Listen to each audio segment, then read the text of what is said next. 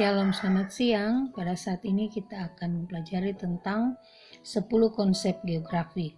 Yang pertama adalah konsep lokasi, di mana konsep lokasi ini menunjukkan letak atau posisi suatu wilayah.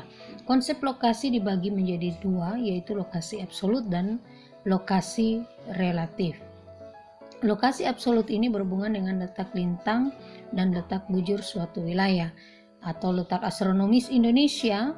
Contohnya 6 derajat lintang utara sampai 11 derajat lintang selatan dan 95 derajat bujur timur sampai 141 derajat bujur timur.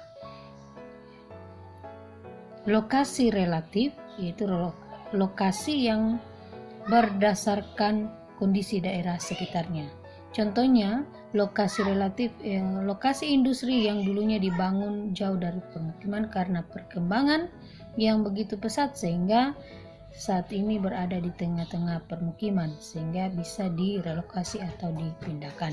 Yang kedua adalah konsep jarak. Konsep jarak ini terbagi juga menjadi dua, jarak absolut dan jarak relatif.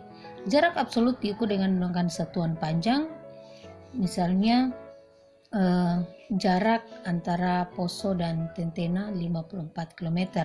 Jarak relatif dengan mempertimbangkan rute, waktu atau biaya.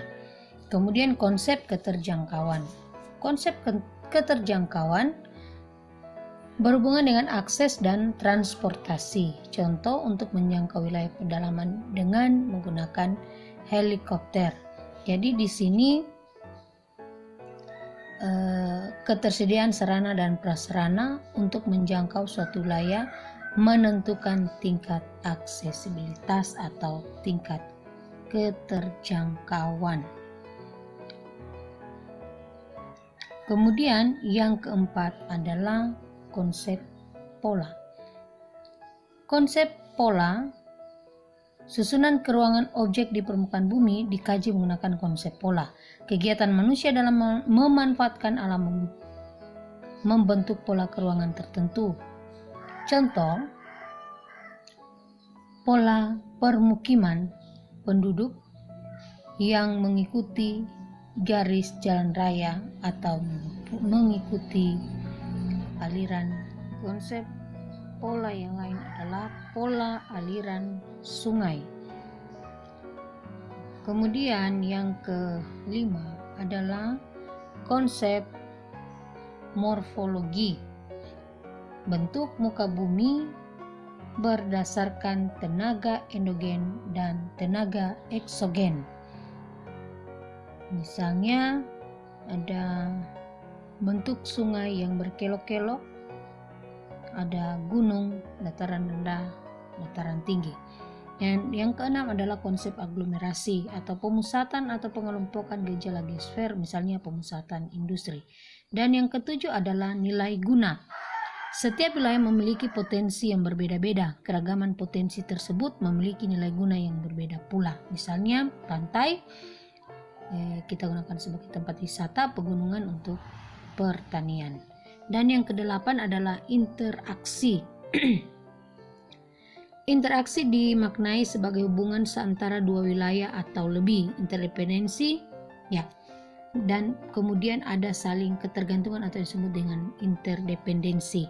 Misalnya, wilayah kota menjual barang elektronik ke wilayah desa dan sebaliknya daerah desa menjual bahan pangan ke daerah kota. Dan yang kesembilan adalah diferensiasi area atau berkaitan dengan perbedaan karakteristik wilayah. Misalnya perbedaan karena iklim.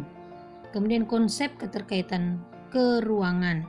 Misalnya di tempat yang dingin orang menggunakan pakaian yang tebal, sedangkan di tempat yang memiliki iklim panas orang menggunakan pakaian yang tipis. Jadi menyesuaikan dengan keadaan iklim.